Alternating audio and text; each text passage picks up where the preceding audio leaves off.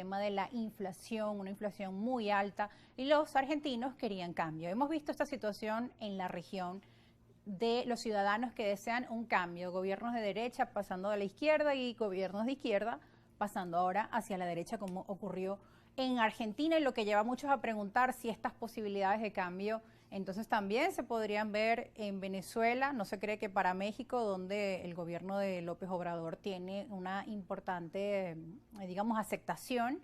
Y bueno, en Estados Unidos también están esas preguntas, ¿no? Porque nuevamente veremos un Biden-Trump, todos estos elementos allí en el ambiente, profesor Luis.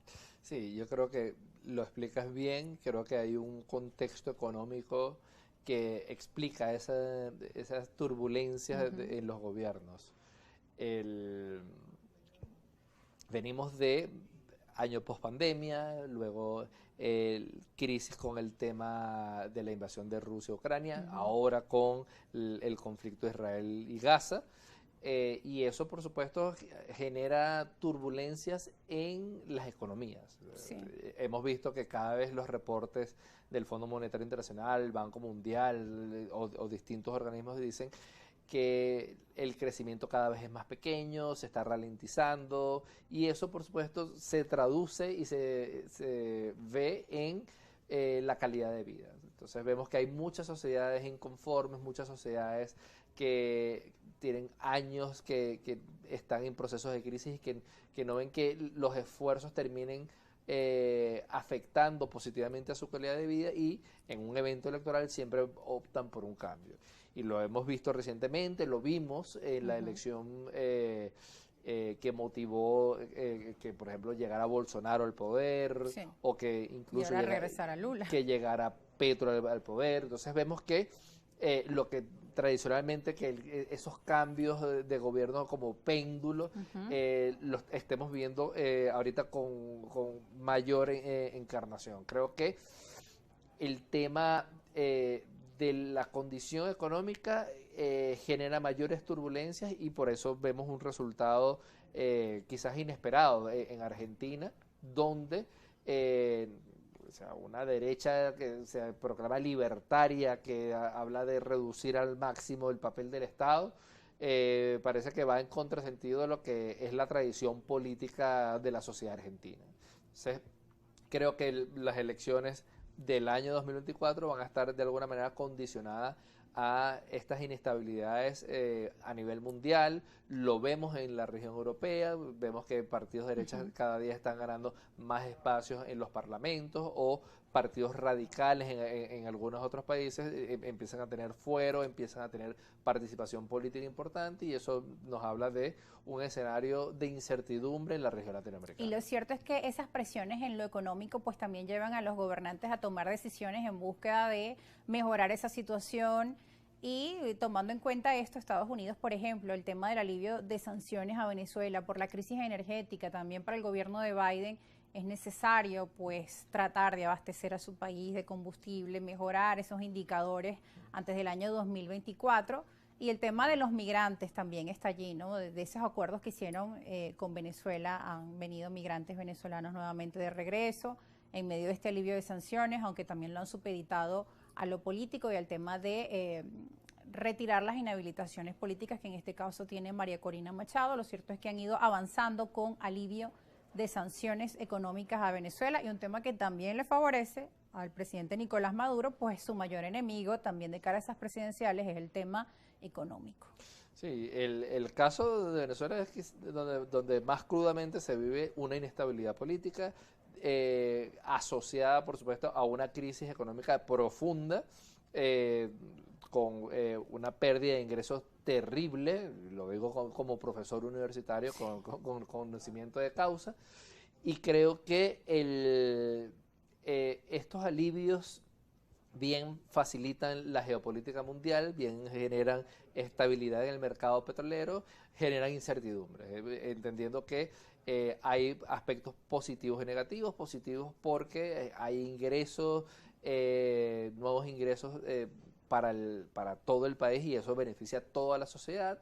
porque eso se habla también de acuerdos políticos que hablan de una convivencia política que habíamos perdido desde hace mucho tiempo, pero por supuesto también generan cosas negativas que, bueno, los que deseamos de alguna manera una mayor institucionalización, procesos de cambio y acercamientos a estados de derecho mucho más estables, estos generan turbulencias donde las salidas electorales siempre son una incertidumbre. Ahora volviendo al tema de Milei, hay muchos quienes asocian y el tema venezolano a María Corina con figuras como las de Milei, con las de Trump, Bolsonaro o Nayib Bukele en El Salvador, que por cierto Bukele pues tiene una popularidad altísima. ¿Se podrían relacionar en cuanto a sus posiciones, sus posturas? Profesor, ¿cree que quizá esta ola podría ayudar a la candidata? Pero recordemos que también sigue con una inhabilitación. Bueno, son muchas las variables, ¿no? En el caso de Venezuela también hay particularidades.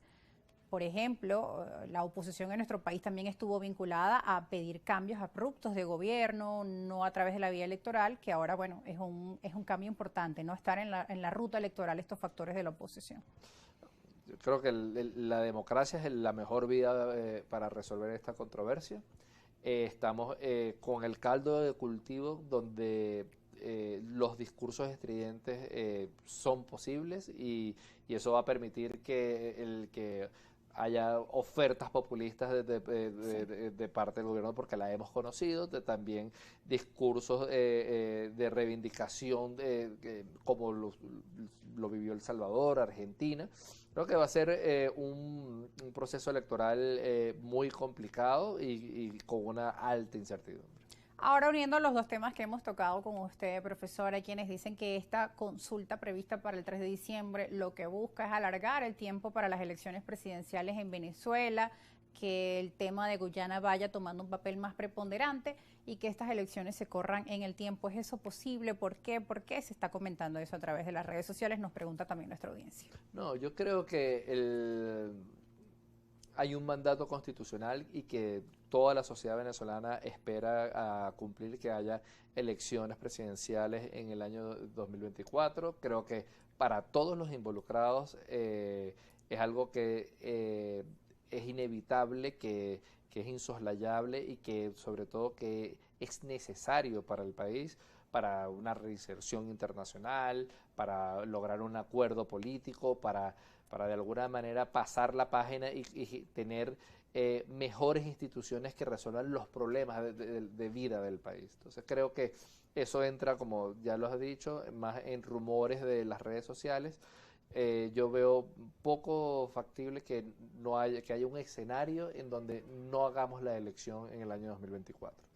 Creo que todo lo que se ha señalado alrededor de la negociación habla de las elecciones para el segundo semestre del 2024. Ya hay rumores de fechas vinculadas al mes de octubre y creo que el país entero está ansioso y necesita este proceso de cambio, sobre todo para tener un nuevo periodo constitucional presidencial que permita construir un proceso de reconstrucción. Importante entonces separar y resaltar para nuestra audiencia un tema es el tema del Esequibo, que es un tema nacional que nos une a todos como venezolanos, y otro es el tema político electoral de partidos, pues que se medirán en las urnas en el año 2024. Separar estos dos grandes temas y entender que el tema del Esequibo pues va más allá de distintos gobiernos por los que hemos pasado, que es un tema que supera el tema de los partidos políticos y que tampoco significa que estemos olvidando con ir al Esequibo todos los problemas de base que tiene nuestro país, porque quienes dicen esto es para una cortina de humo, pero creo que ya nadie en el país va a dejar de olvidar lo que está ocurriendo, o sea, es imposible tapar el sol con un dedo. Gracias, profesor Luis Angarita, por acompañarnos durante esta tarde. Quisiéramos su reflexión final de cara a las elecciones de este 3 de diciembre. Sí, yo creo que no hay alineaciones directas a favor o en contra del gobierno con respecto a la posición. Creo que la sociedad debe debatir sobre la importancia de la integridad territorial, que es permitido disentir, que es permitido opinar que se puede ir a la Corte o no debemos ir a la Corte. Creo que son discusiones importantes y que hay un esfuerzo no solo de las academias, de los medios de comunicación y de todos los actores nacionales de informar a la población de qué es lo que estamos hablando y que eso va mucho más allá de cualquier posición política, que no hay una correlación de lo que estemos debatiendo como Estado nacional, como integridad territorial, a lo que es el debate político nacional de los que deseamos cambios o los que desean algún tipo de continuidad de las políticas nacionales. Y su recomendación, profesor, para quienes tienen dudas respecto a las preguntas desde la academia, ¿cuál es el llamado que también realizan? Yo creo que buscar información. Siempre la información aclara, la historia bien narra lo que ha sucedido para la pregunta 1, para la pregunta 2, para la pregunta 3. Creo que el debate político es importante para las preguntas 4 y 5 y creo que los medios de comunicación han jugado un rol importante para establecer todos los puntos de vista alrededor de la consulta del 3 de diciembre. Muchas gracias por estar con nosotros, profesor. Gracias a ustedes también que forman parte de este espacio con sus comentarios y sus preguntas que también se las seguiremos aclarando a través de nuestras cuentas en redes sociales. Síganos y también pueden encontrar